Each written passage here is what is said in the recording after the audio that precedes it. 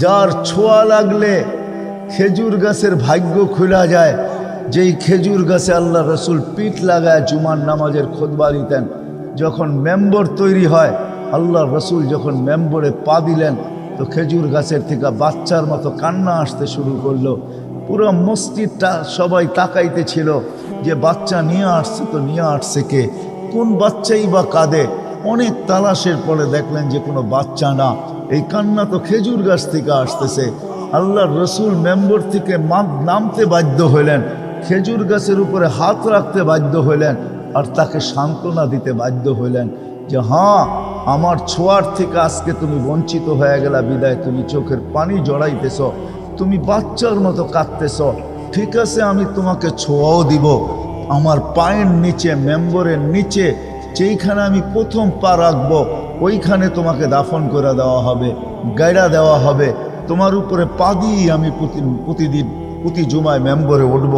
যখনই মেম্বরে উঠবো তো তোমাকে পায়ের ছোঁয়া দিয়েই উঠবো। আর শোনো, দুনিয়াতে তো তুমি আমাকে খেজুর খাওয়াইতে পারো নাই, ঠিক আছে, তোমাকে আমি জান্নাতেও নিয়ে যাব। আর তোমায় জান্নাতের ভিতরে তুমি আমাকে খেজুর দিবে আর আমি খাবো। আমি কিচ্ছা শোনানো আপনাদের উদ্দেশ্য না, আপনাদেরকে বোঝানো উদ্দেশ্য যে খেজুর গাছ আল্লাহ রসুলের পিঠের ছোঁয়া পাওয়ার কারণে ধন্য হইতে পারে। তো আবু তালেবের শিরায় উপশিরায় তো একই রক্ত দৌড়াইতেছিল, কিন্তু আল্লাহর কাছে আবু তালেবের কোনো পরিচিতি নাই। অথচ রসুলের ইশারায় ভাগ্য খোলে। বৈশাখ নিজে বলতেছে আমার ভাগ্য খোলা গেছে। তো আল্লাহ রসুল বলতেছে তুই আরবি ভাষায় এত সুন্দর বলতেছিস, তো আরেকটু জিজ্ঞাসা করি লিমান তাবুদ, এবাদত কার করিস? তো বৈশাখ বলতেছে ফিস সামাই আরশুহু, যার আরশ আকাশে, ওয়াফিল আরদি সুলতানুহু, জমিনে যার রাজত্ব, ওয়াফিল বাহরি সাবিলুহু, সমুদ্রের ভিতরে যার রাস্তা, ওয়াফিল জান্নাতি রহমাতুহু, জান্নাতের ভিতরে যার রহমত, ওয়াফিল নার ইকাবুহু, জাহান্নামের ভিতরে যার শাস্তি। তো আল্লাহ রসুল বলে আরেকটু জিজ্ঞাসা করি তোকে, মান আনা, আমি কে বল? তো বলতেছে আনতা রসুল রব্বিল আলামিন, আপনার সমগ্র জগতের রবের রসুল, খাতামুন নবিয়্যিন, আপনার পরে কোনো নবী নাই। মান আমানা বিকা ফাজ, যে আপনার গোলাম হবে ওর ভাগ্য আমার মতো খুলে যাবে। ওয়ামান কাযিবা খাবা ওয়া খাসির, যে আপনার গোলাম হবে না ও চির হতভাগা। ও মেরে দোস্ত, এটাই সত্য। দুনিয়ায় পরিচয় পরিচিতির হাজারো লাইন আছে, মূল্যায়িত হওয়ার হাজারো লাইন আছে, কিন্তু যেই দিকের যাত্রী আমরা, সবাইকে যেখানে পরিসমাপ্তি ঘটাইতে হবে, সবাইকে চাইতে হবে। করোনা ডেলি আমাদেরকে আপডেট দেখাইতেছে, করোনা ডেলি আপডেট দেখায় দুনিয়ার থেকে এত হাজার মানুষ উঠা যাইতেছে। শুধু করোনার আপডেট মিডিয়ায় আসে বিদায় আমরা দেখতেছি এত হাজার। যদি সমগ্র দুনিয়ায় বিভিন্ন রোগে বিভিন্ন অবস্থায় যত লোক মারা যায় সব যদি ডেলি মিডিয়াওয়ালারা আপডেট দিত, তাহলে মনে হয় আমরা এতদিনে পাগলই হয়ে যেতাম। কেননা ডেলি 3 থেকে 3.5 লক্ষ মানুষ ডেলি বিভিন্ন কারণে এই দুনিয়ার থেকে শূন্য হইতেছে। একদিন আসবে আপনি আর আমিও চলে যাব, শুধু ঐতিহ্যগুলো থেকে যাবে। আরেকদিন আসবে দুনিয়াই থাকবে না। আজকেও হাজারো ঐতিহ্য আমাদের দেশেও আছে, অনেক ঐতিহ্য। সোনারগাঁও বেশি দূরে না, আপনাদের জেলারই একটা থানা। হ্যাঁ, ঈশাখা নাই, কিন্তু সোনারগাঁও আছে, এটাই সত্য। এটা তো দুনিয়ার দিক দিয়া, ঈশাখা নাই, সোনারগাঁও আছে। দিনের দিক দিয়েও একজন আছে, সোনারগাঁও আছে, কিন্তু আবু তয়ামা রহমতুল্লাহ আলাই নাই। আবু তয়ামা নাই, যিনি 1268 সনে এই নারায়ণগঞ্জের সোনারগাঁর বুকের ভিতরে ইসলামের সর্বপ্রথম চেরাগ জ্বালাইছেন, মাদ্রাসার বুনিয়াদ রাখছেন। যেইখানে উনি মাদ্রাসা বানাইছেন, ওনার ওই লেখা কি বলে এটাকে, প্লেকার্ডটা আছে, যেটার ভিতরে উনি লেখা লাগাইছেন, ওইটা লেখা আছে। এখনো সোল লেখার পাথরটা আছে, কিন্তু উনি নাই। এটাই সত্য। একদিন আসবে আপনার আমি থাকবো না। আমরা সবাই আখেরাতের যাত্রী, কিন্তু দুনিয়ায় হাজারো পরিচয় পরিচিতির ব্যবস্থা আছে, হাজারো লাইনে মানুষ মূল্যায়িত হয়, মানুষকে হাজারোভাবে মানুষ মূল্যায়িত করে, হাজারো জিনিসের জন্য মূল্যায়িত করে, মূল্য দেয়, এমনকি মালাও পড়ায়। এমনকি ফুলের মালার জায়গায় টাকার মালাও পরায়, এমনকি আরো উচ্চ শিখরেও উঠায়।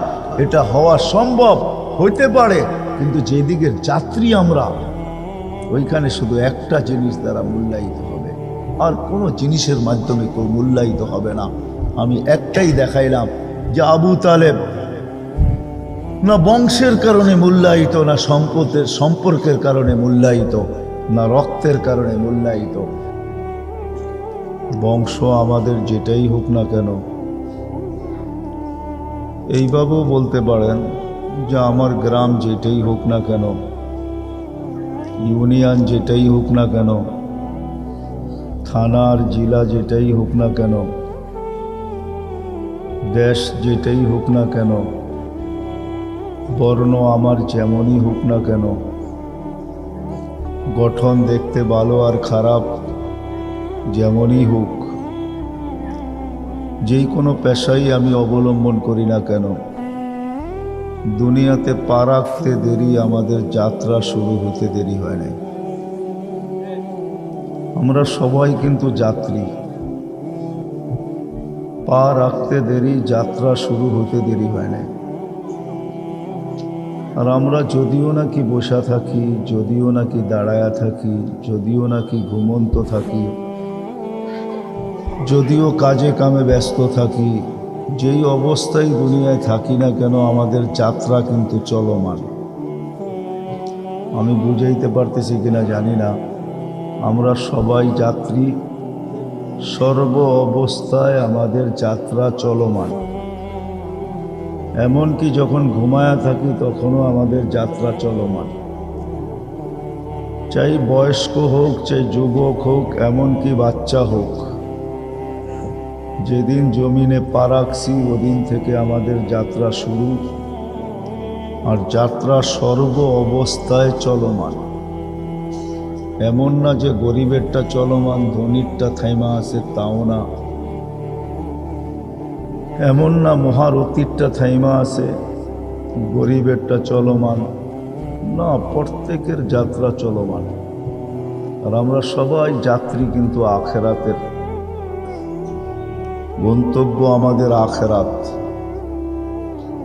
যাত্রার পরিসমাপ্তি ঘটাবে যে জিনিসটা, ওটার নাম হলো মৌত।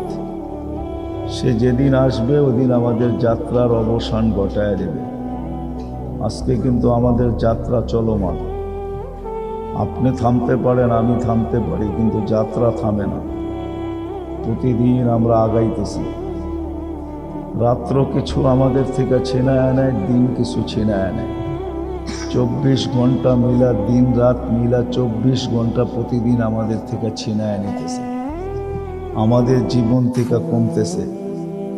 যদিও মা বাবা বাচ্চা বড় হয় খুশি হইতে থাকে যে ছেলে পেলে বড় হইতেছে, আমাদের দুঃখের দিন শেষ হয়ে যাবে, কিন্তু একদিকে তাকাইলে হয়তো তারা এটা বলতে পারে যে আমাদের দুঃখের দিন শেষ হবে, ছেলে পেলে বড় হবে, কামাই করবে, আমাদেরকে দেখভাল করবে, এই হিসাবে সে খুশি হয়। কিন্তু যদি আরেক দিকে তাকায় তো বাচ্চার বয়স বাড়ার সাথে সাথে মা বাবার কান্নাও বাড়া উচিত ছিল।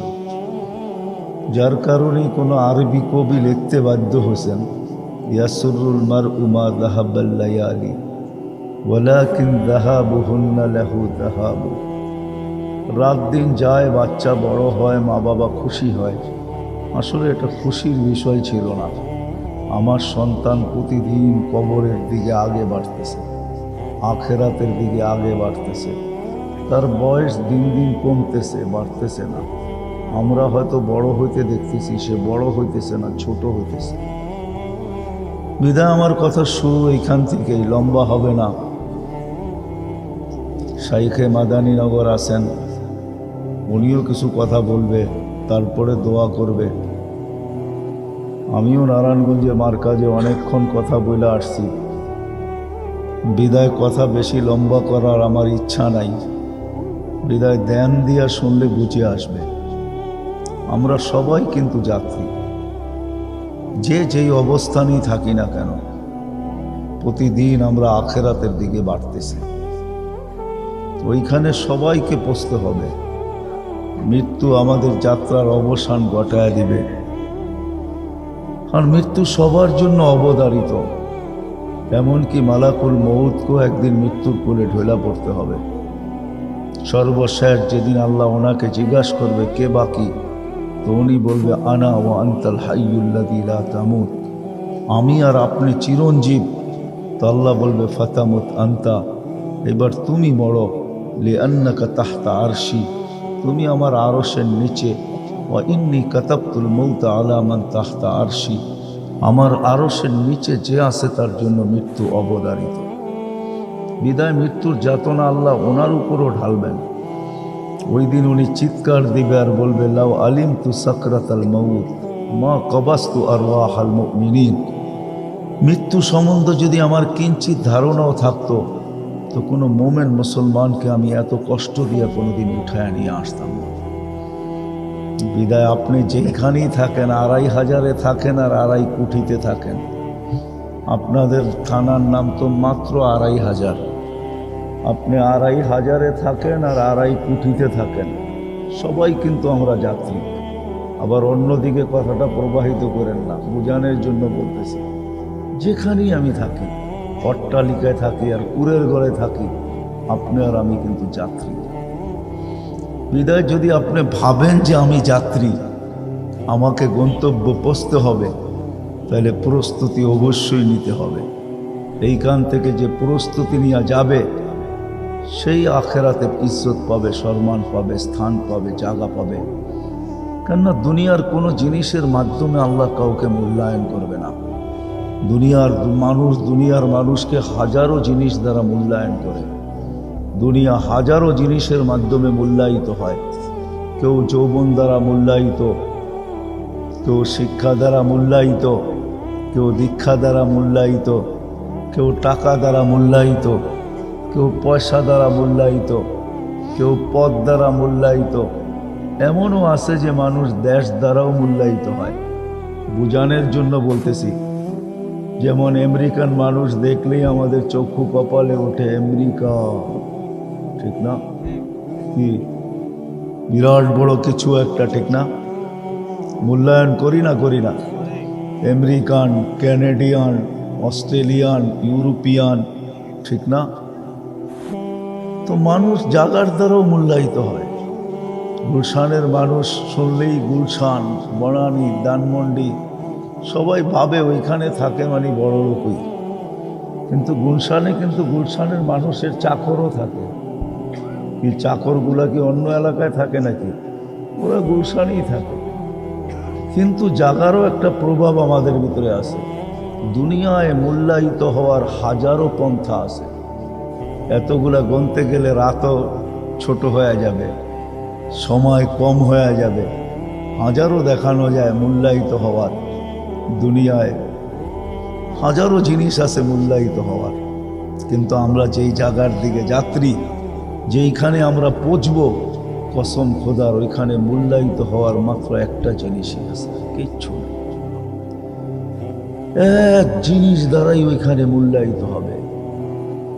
কোনো বংশ দ্বারা কেউ ওইখানে মূল্যায়িত হবে না। যদি হতো তাহলে আবু তালেব সবচেয়ে বড় মূল্য রাখার মতো ব্যক্তিত্ব ছিলেন। আবু তালেবের সবচেয়ে বেশি মূল্য হতো। আবু তালেব শরীফ কুরাইশি, শুধু কুরাইশি ছিলেন না, আবু তালেব হাশিমিও ছিলেন। আমি 2-1টা জিনিস আপনাকে দেখাই। শুধু হাশিমি ছিলেন না, আল্লাহ রসুলের চাচা সম্পর্কে আপন চাচা ছিলেন। শুধু চাচা ছিলেন না, ব্লাডের কানেকশন ছিল, ব্লাডের সম্পর্ক ছিল, রক্তের সম্পর্ক। যদি আল্লাহ রসুলের ছোঁয়া পাইলে ভাগ্য খোলে, তো যেই রক্ত আল্লাহ রসুলের শিরা উপশিরায় দৌড়াইতেছেন, ওই রক্তই কিন্তু আবু তালেবের শিরায় উপশিরায় দৌড়াইতেছে। চাচা বাবার জায়গায় হয়, আমার উক্তি আর যুক্তি না। আল্লাহর রসুল বলতেছেন আল আম্মু বিমনজিলাতিল আব। আজকে তো আমাদের সমাজে বাপেরই মর্যাদা নাই, চাচার মর্যাদা হবে তো হবে কর্তিকা। কিন্তু আল্লাহ রসুল কিয়ামতের সকাল পর্যন্ত চাচার মর্যাদা বুঝাইছেন যে চাচা আর বাপ একই জিনিস। আল্লাহ রসুল সামনে বসায় বলছেন আল আম্মু বিমনজিলাতিল আব। চাচা বাপের জায়গায়, বাপের যতটুকু মর্যাদা চাচার অতটুকু মর্যাদা। আল্লাহ রসুল সারা দুনিয়ায় শিখাইছেন, শুনাইছেন, জানাইছেন। ওই চাচার শরীরে যেই রক্ত, বাতিজার শরীরে একই রক্ত।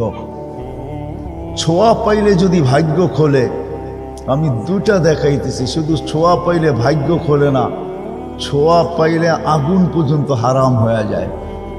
আনাস রাদিয়াল্লাহু তাআলা আনহু দস্তরখান ছিলেন, কখনো উনি আগুন পানি দিয়া পরিষ্কার করতেন না। যখনই পরিষ্কার করার প্রয়োজন হইতো তো আগুনে নিক্ষেপ করতেন, আগুন ময়লা খায়া ফেলতো, দস্তরখানকে চকচকা করে ফেরত দিত। এক সাহাবী জিজ্ঞাসা করছে, এই জাদু পাইলা তো পাইলা কোত্থেকা? বলছে, এটা জাদু না, এটা আল্লাহর রসুলের হাতের ছোঁয়া। আল্লাহর রসুল এই দস্তরখানে খানা খাওয়ার পরে হাত পরিষ্কার করছেন, আল্লাহর রসুলের হাতের ছোঁয়ার কারণে আগুন দস্তরখানের ময়লা তো খাইতে পারে, কিন্তু দস্তরখান খাইতে পারে না। যদি হাতের ছোঁয়া পাইলে আগুন ওটাকে খাইতে না পারে, চালাইতে না পারে, তো আবু তালেবের শিরায় উপশিরায় মুহাম্মদুর রাসূলুল্লাহ সাল্লাল্লাহু আলাইহি ওয়াসাল্লামের একই বংশের রক্ত দৌড়াইতেছিল। 44 বৎসর বাতিজাকে বুকে রেখা পালছেন। যদি ছোঁয়ায় ভাগ্য খোলে, আগুন স্পর্শ না করে, তো রক্তে তো আরো কিছু হওয়া উচিত ছিল, ঠিক না? কিন্তু আবু তালেব কি জান্নাতে যাবে? হ্যাঁ, কি বলেন আপনাদের ধারণা? না না না না, এটা তো ছোঁয়ার কথা বলতেছি। ইশারা করলে ভাগ্য খোলে। আল্লাহর রসুল যদি ইশারা করেন তো ভাগ্য খোলে। আল্লাহর রসুল গুই সাপকে ইশারা করছেন, আইয়ুহাদ্দাব। ওলামাদেরকে জিজ্ঞাসা করেন, গুই সাপের হাদিস আছে একটা মশহুর। আল্লাহর রসুল গুই সাপকে ইশারা করছেন, আইয়ুহাদ্দাব। ইশারা করতে দেরি, সে জীবিত হয়ে মাথা উঁচা করে চিৎকার দিতে দেরি করে নাই। গুই সাপের নিজের ভাষা আমি আপনাদেরকে বলতেছি, সে আরবি ভাষায় বলতেছিল, লব্বাইক ওয়া সাদাইক ইয়া যাইনা ওয়াফা ইয়াউমিল কিয়ামা। ও দুজাহানের বাদশাহ, আমার ভাগ্য খুলে গেছে। আপনি ইশারা করতে দেরি, আমার ভাগ্য খুলতে দেরি হয় নাই।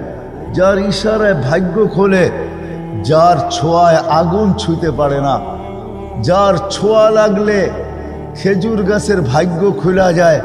যেই খেজুর গাছে আল্লাহ রসুল পিঠ লাগায় জুমার নামাজের খুতবা দিতেন, যখন মেম্বর তৈরি হয়, আল্লাহ রসুল যখন মেম্বরে পা দিলেন, তো খেজুর গাছের থেকে বাচ্চার মতো কান্না আসতে শুরু করলো। পুরো মসজিদটা সবাই তাকাইতে ছিল যে বাচ্চা নিয়ে আসছে, তো নিয়ে আসছে কে, কোন বাচ্চাই বা কাঁদে।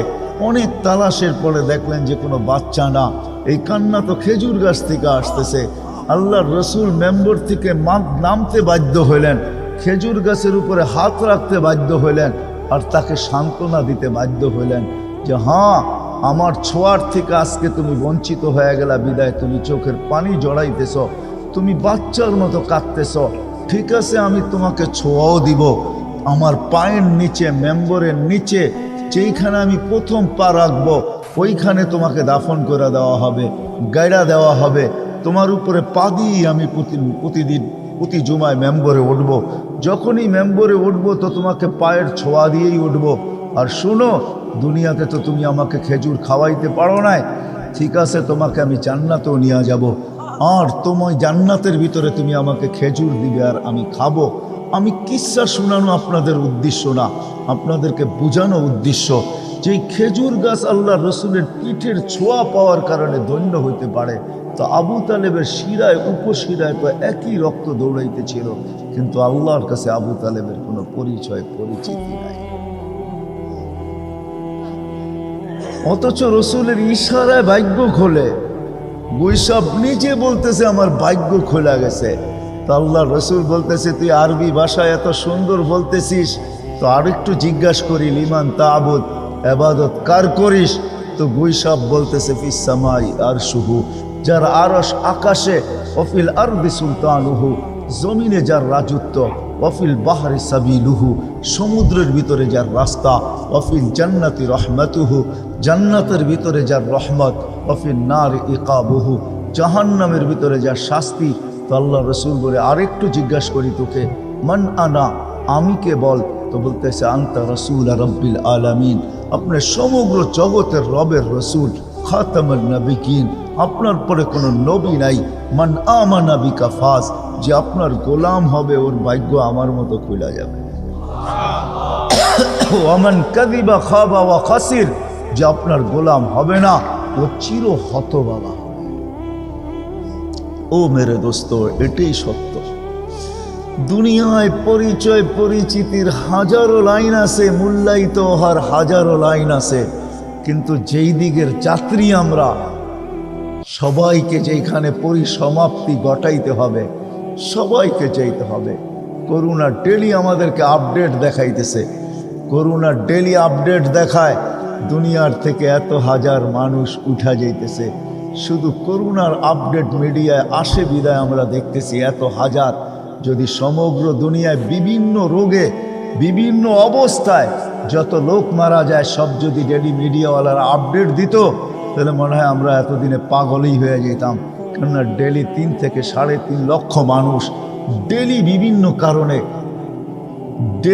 বিভিন্ন কারণে এই দুনিয়ার থেকে শূন্য হইতেছে। একদিন আসবে আপনি আর আমিও চলে যাব, শুধু ঐতিহ্যগুলো থেকে যাবে। আরেকদিন আসবে দুনিয়াই থাকবে না। আজকেও হাজারো ঐতিহ্য আমাদের দেশেও আছে, অনেক ঐতিহ্য। সোনারগাঁও বেশি দূরে না, আপনাদের জেলারই একটা থানা। হ্যাঁ, ঈশাখা নাই, কিন্তু সোনারগাঁও আছে, এটাই সত্য। এটা তো দুনিয়ার দিক দিয়া, ঈশাখা নাই, সোনারগাঁও আছে। দিনের দিক দিয়েও একজন আছে, সোনারগাঁও আছে, কিন্তু আবু তৈয়ামা রহমতুল্লাহ আলাই নাই। আবু তৈয়ামা নাই, যিনি 1268 সনে এই নারায়ণগঞ্জের সোনারগাঁর বুকের ভিতরে ইসলামের সর্বপ্রথম চেরাগ জ্বালাইছেন, মাদ্রাসার বুনিয়াদ রাখছেন। যেইখানে উনি মাদ্রাসা বানাইছেন, ওনার ওই লেখা কি বলে এটাকে, প্লেকার্ডটা আছে, যেটার ভিতরে উনি লেখা লাগাইছেন, ওইটা লেখা আছে। এখনো সোল লেখার পাথরটা আছে, কিন্তু উনি নাই। এটাই সত্য। একদিন আসবে আপনার আমি থাকবো না। আমরা সবাই আখেরাতের যাত্রী, কিন্তু দুনিয়ায় হাজারো পরিচয় পরিচিতির ব্যবস্থা আছে, হাজারো লাইনে মানুষ মূল্যায়িত হয়, মানুষকে হাজারোভাবে মানুষ মূল্যায়িত করে, হাজারো জিনিসের জন্য মূল্যায়িত করে, মূল্য দেয়। এমনকি মালাও পড়ায়, এমনকি ফুলের মালার জায়গায় টাকার মালাও পড়ায়, এমনকি আরো উচ্চ শিখরেও উঠায়। এটা হওয়া সম্ভব, হইতে পারে, কিন্তু যেদিকের যাত্রী আমরা, ওইখানে শুধু একটা জিনিস দ্বারা মূল্যায়িত হবে, আর কোনো জিনিসের মাধ্যমে কেউ মূল্যায়িত হবে না। আমি একটাই দেখাইলাম যে আবু তালেব না বংশের কারণে মূল্যায়িত, না সম্পর্কের কারণে মূল্যায়িত, না রক্তের কারণে মূল্যায়িত। যদি আপনি বলবেন যে এটা একটু রক্ত দূরের, তাহলে আরেকটু কাছের আপনাকে আমি রক্ত দেখাইতেছি। নবীর শরীরে যেই রক্ত, বাপের শরীরে যেই রক্ত দৌড়ায়, সন্তানের শরীরে ওই রক্তই দৌড়ায়। সন্তান মা বাবার অংশ হয়, অংশ। আল্লাহর রসুল ফাতেমা রাদিয়াল্লাহু তাআলা আনহুকে বসায় বলছেন, ফাতেমা তু বুযআতুম মিন্নি, ফাতেমা আমার অংশ। মান আদাহা ফাকাদ আদানি, যে ফাতেমাকে কষ্ট দিবে সেজন্য আমাকে কষ্ট দিল। আল্লাহর রসুল, আমি এটাও দেখাইতেছি, সন্তান ওলামারা জানে বাজিয়াত জুজিয়াত বাজিয়াতের মাসলা, মা বাবার অংশ হয়, মা বাবার মাধ্যমেই তার অস্তিত্ব ঘটে। নূহ আলাইহিস ইসলামের ছেলে, নূহ আলাইহিস ইসলাম কোনো নবী না, বরং রসুল। শুধু রসুল না, যাকে আদমে সানি বলা হয়, যার থেকে আবার মানব জাতি শুরু হয়। শুধু এইখানেই শেষ না, যিনি উলুল আজমি মিনার রসুল, 5 জন রসুলের ভিতরে একজন, যিনি নূহ আলাইহিস সালাম, ওনার ছেলে। কিন্তু আল্লাহ বলতেছে ইন্নাহু লাইসা মিন আহলিক ইন্নাহু আমালুন গায়রু সালেহ। আল্লাহ বলতেছে তোমার কোনো পরিচয় পরিচিতি আমার কাছে নাই। বিদায় আমি যদি টানতে চাই তো আরো দেখাইতে পারবো। আল্লাহ দুনিয়ার কোনো পরিচয় পরিচিতির দ্বারা কাউকে মূল্যায়িত করেন না। কেউ মূল্য আল্লাহর কাছে পায় না, মানুষের কাছে মানুষ মূল্য পাইতে পারে, এটা স্বাভাবিক। এটাকে অস্বীকার করার কোনো রাস্তা নাই। মানুষ হাজারোভাবে মূল্যায়িত হতে পারে, হাজারোভাবে দামি হইতে পারে, হাজারোভাবে মানুষের শ্রদ্ধার পাত্র হতে পারে, হাজারোভাবে সালাম পাইতে পারে, হাজারোভাবে সম্মান পাইতে পারে। এটা নিয়ে আমার কোনো দ্বিমত নাই। কিন্তু এটা আকাশের নিচে মাটির উপরে এই ছোট্ট একটা দুনিয়ার পরিধির ভিতরে হইতে পারে। যেটা 24,000 কিলোমিটার, এর চেয়ে বড় না। আমাদের এই দুনিয়াটা মাত্র 24,000 কিলোমিটার। এই 24,000 কিলোমিটারের পরিধির উপরে হইতে পারে, পরিধির ভিতরে হইতে পারে, জমিনের পিঠে হইতে পারে, জমিনের পেটে না। এই জন্য আবার শুরুতে যেতেছি, আমরা কিন্তু সবাই যাত্রী, মূল্যায়িত হব এক জিনিস দ্বারা। এই জন্য নারীকেও প্রস্তুতি নিতে হবে, পুরুষকেও প্রস্তুতি নিতে হবে, যুবককেও প্রস্তুতি নিতে হবে, ধনীকেও নিতে হবে, গরিবকেও নিতে হবে। যে প্রস্তুতি না নেওয়া যাবে, এটাও সত্য, ওইখানে সময় পাওয়া যাবে, কিন্তু প্রস্তুত হওয়ার কোনো সুযোগ পাওয়া যাবে না। আজকে সময় হয়তো কম, 60-70 বৎসরের সময় আজকে, এর বেশি আল্লাহ কাউকে দেন না এবং দিবেনও না। যাদেরকে দিবেন তাদের সংখ্যা অতি অল্প। এটা আমার কথা না, আল্লাহ রসুলের কথা। আমার উম্মতি বাইনা 60 ও 70, কলিলুম মা ইয়াতাজাওয়াজুন। আমার উম্মত 60 পাবে অথবা 70 পাবে, এর চেয়ে বেশি যারা পাবে তাদেরকে হাতের করে গোনা যাবে। বিদায় এখানে সময় কম, সুযোগ কম, সময় কম, সুযোগ কম, কিন্তু এইখানে প্রস্তুতির মূল্য আছে, এইখানে প্রস্তুতি নেওয়ার ক্ষেত্র আছে। ওইখানে সময় পাওয়া যাবে, মূল্য পাওয়া যাবে না। সময় পাওয়া যাবে, ওটা ক্ষেত্র হবে না। এইখানেই ক্ষেত্র প্রস্তুতি। এই জন্য আল্লাহ রসুল বুঝাইতে চেষ্টা করছেন। আমরা আপনাদেরকে বুঝাইতে পারি, আল্লাহ মানুষকে বুঝায়, রসুল মানুষকে বুঝায়, বাধ্য করে না। আল্লাহও কাউকে বাধ্য করেন নাই। আল্লাহ ইচ্ছা করলে বাধ্য করতে পারত, যে আজান হবে মসজিদে আসবে না, এটা কোনো দিনও সম্ভব ছিল না যদি আল্লাহ বাধ্য করতেন। কেননা আল্লাহ আকাশকে খুঁটি ছাড়া বাধ্য করছেন। এটাই আল্লাহ বলছেন, উনদুরিলা সামাই ওয়া ইরতিফাইহা, আকাশ দেখ, উচ্চতা দেখ, তারাও নাহু বিগাইরি আমাদ, কোথাও তুমি খুঁটি পাবে না। বিজ্ঞান তৈরি করতে করতে করতে দূরবীনের নামই দিয়া ফেলছে হোবল। নাসার সবচেয়ে পাওয়ারফুল দূরবীনের নাম হলো হোবল। ওটা দিয়া তালাশ করা দেখছে, কোথাও কোনো খুঁটি নাই। আল্লাহর কথাই সত্য, তারাও নাহু বিগাইরি আমাদ, খুঁটি ছাড়া আমি দাঁড় করাইয়া দিছি। একটা না, সাবা সামাওয়াতিন তিবাকা, একের পরে এক 60টা, এক সমান বড় না। একটা ছোট্ট তুলনা দিলে বোঝা যাবে।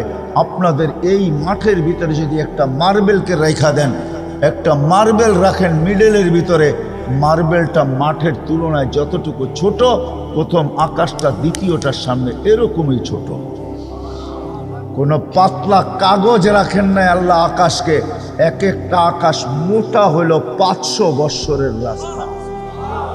ওই বিশাল আকাশকে আল্লাহ খুঁটি ছাড়া দাঁড় করায় রাখছেন। আল্লাহ বলে, তোমাকে আমি বাধ্য করতে পারতাম, আজান হবে আর তুমি আসবে না, তুমি বলবে আমি ব্যস্ত। সবাই আমরা বলি ব্যস্ত। গ্রাম বলেন আর গঞ্জ বলেন, হাট বলেন আর বাজার বলেন, গ্রাম বলেন আর শহর বলেন, হাট বলেন আর বাজার বলেন, ক্ষেত বলেন আর খামার বলেন, অফিস বলেন আর আদালত বলেন, মিল বলেন আর কারখানা বলেন, রোড বলেন আর ঘাট বলেন, প্রত্যেক স্থানের মানুষ আজান শুনে তারপরও বলে ব্যস্ত। শ্রেণী হিসাবে বলেন, যুবক বলেন আর বৃদ্ধ বলেন, নারী বলেন আর পুরুষ বলেন, প্রত্যেক ব্যক্তি আজানের আওয়াজ শুনে কিন্তু বলে ব্যস্ত। ঠিক না? সবাই আমরা বলি ব্যস্ত। ডাকে কে? আল্লাহ ডাকে। আল্লাহ রাগ হয় না, রাগ হয়ে যাবেন। সামান্য দুনিয়ার পদের মানুষ ফোন করলে লুঙ্গির খবর থাকে না, ঠিক না? লুঙ্গি কোথায়? পায়জামা পরে তো একটা উপরে আর একটা নিচে, প্যান্ট পরে তো একটা নিচে একটা উপরে, কোনো মতে টানতে টানতে খালি দৌড় দিতে থাকে। ডাকছে নাইলে জানি কি করে, সময় মতো না পৌঁছতে পারলে। সামান্য একটা পদের মালিক, যার হায়াত না নিজের হাতে, না মৌত নিজের হাতে, যার ইজ্জত না নিজের হাতে, না বেইজ্জত নিজের হাতে, যে 1 মিনিট পরে কি ঘটবে এটাও বলতে পারে না, 1 সেকেন্ড পরে কি ঘটবে এটাও বলতে পারে না। যুবক যদি জানতো যে ঢাকা 2500 হাইওয়ে ওভারটেক আমি করতে করতে ওই মোড়েই দাঁড়ায় আছে মালাকুল মউত, ওইখানে যাইতে দেরি, দুনিয়া ওভারটেক করে আখেরাতে পৌঁছতে দেরি হবে না, তো সে কোনোদিন কোনো গাড়িকে ওভারটেক করতো না। ওভারটেক করতে করতেই তো সে ওভারটেক করে দুনিয়া ওভারটেক আখেরাতে চলা যায়। যেই মানুষটা আধা কিলোমিটার দূর কি ঘটবে এটা জানে না, সে যখন ডাকে তো লঙ্গির খবর থাকে না। আল্লাহ ডেলি 5 বার ডাকে। আল্লাহ তো শুধু আল্লাহ না, যদি আল্লাহ হয়তো তো মাইনা নিতাম যে তুমি এক নামের অধিকারী, তোমারটা মানতেও পারি নাও মানতে পারি। আল্লাহ তো এক পদের অধিকারী না যে আল্লাহ একটা পদের অধিকারী, শুধু আল্লাহ। আল্লাহ তো আল্লাহ না, আল্লাহ তো রহমানও, আল্লাহ তো রহিমও, আল্লাহ তো মালিকও, আল্লাহ তো কুদ্দুসও, আল্লাহ তো সালামও, আল্লাহ তো মুমিনও, আল্লাহ তো মুহাইমিনুল আসিজুল জব্বারুল মুতাকাব্বিরুল খালিকুল বারিউল মুসাব্বিরুল গফফারুল কহ্হারুল ওয়াহাবুর রাসাকুল ফাত্তাহুল আলিমুল কাবিদুল বাসিতুল খাফিদুর রাফিউল মুইজ্জুল মুদিল্লুস সামিউল বাসিরুল হাকামুল আদলুল লতীফুল খবীরুল হালিমুল আযীমুল গফুরুশ শাকুরুল আলিয়ুল কবীরুল হাফিজুল মুকিতুল হাসিবুল জলিলুল করিমুর রকিবুল মুজিবুল ওয়াসি আল হাকিমুল ওয়াদুদুল মজিদুল বাঈসুশ শহীদুল হকুল ওয়াকিলুল কবিয়ুল মতিনুল ওয়ালিয়ুল হামিদুল মুসি আল মুবদি আল মুঈদ আল মুহয়ি আল মুমিত আল হাইয়্যু আল কাইয়্যুম আল ওয়াজিদ আল মাজিদ আল ওয়াহিদ আল আহাদ আল সামাদ আল কাদির আল মুক্তাদির আল মুকদ্দম আল মুআখ্খার আল আউয়াল ওয়াল আখির আল যাহির ওয়াল বাতিন আল ওয়ালি আল মুতাওয়ালি আল বাররু আল তাওয়াব আল মুনতাকিম আল আফু আল রাউফ মালিক আল মুলকি দাল জালালি ওয়াল ইকরাম আল মুকসিত ওয়াল জামি ওয়াল গানি ওয়াল মুগনি আল মানি আল তার আল নাফি আল নূর আল হাদি আল বদি ওয়াল বাকি আল ওয়ারিস ওয়াল রশিদ ওয়াল সাবুর জাল্লে জালালু, যে 99 পদের মালিক, যে ডাকলো আপনাকে কি দিবে না না দিবে এটাও তো জানেন না, ঠিক না? যার ডাকে সাড়া দিতে যে লঙ্গির খবর থাকে না, হইতে পারে মন মতো হইলে দিতেও পারে, আবার মন মতো না হইলে সাইজও করতে পারে। আল্লাহ তো ডাকে ফুলের মালা নিয়ে ডাকে, মান যারা বাইতি ওয়াজাবা আলাল মাযুর আন ইউকরিমা যায়ের। আল্লাহ কসম খায়া বলতেছে, আমার গায়ে পাও দিতে দেরি, তোকে সম্মানের মালা পড়াইতে দেরি করব না। মান যারা বাইতি ওয়াজাবা আলাল মাযুর আন ইউকরিমা যায়ের, পড়া দিতে দেরি, পা রাখতে দেরি। হায় হায় হায়, আমি এটা দেখব না তুই দুনিয়াতে পজিশন কি রাখিস, তুই ঝাড়ুদার, হায় হায় তুই বাজারের চকিদার কিনা, ঝাড়ুদার কিনা, তুই গরিব কিনা, তুই দড়ি কিনা, আমি কোনোটাই দেখব না। আমি তো দেখব পা রাখলো কে, পা রাখতে দেরি, মালা পড়াইতে দেরি। কে মালা পড়াবে? আল্লাহ। আল্লাহ বলে শুধু মালা পড়াবো না, সেজদায় মাথা রাখতে দেরি, তোরার আমার মাঝের পর্দা সারাইতে দেরি করবো না। হাদিসে আছে, ইদা সাজাদাল আব, যখন সেজদায় যায় বান্দার বান্দি, তো সেজদায় চাইতে দেরি, আল্লাহ চিৎকার দিতে দেরি করেন না। বলেন মালাইকাতি ইরফা হিজাব বাইনি ওয়া বাইনা আবদি, ও ফেরেশতারা সরা, সব পর্দা সরা, পড়া সব পর্দা সরা। ফেরেশতারা জিজ্ঞাসা করে কেন পর্দা সরাবো? বলে ইদান ইউনাজি আবদি ওয়া আবদাতি, বান্দা বান্দি আমার সাথে কথা বলবে, সরা পর্দা সরা।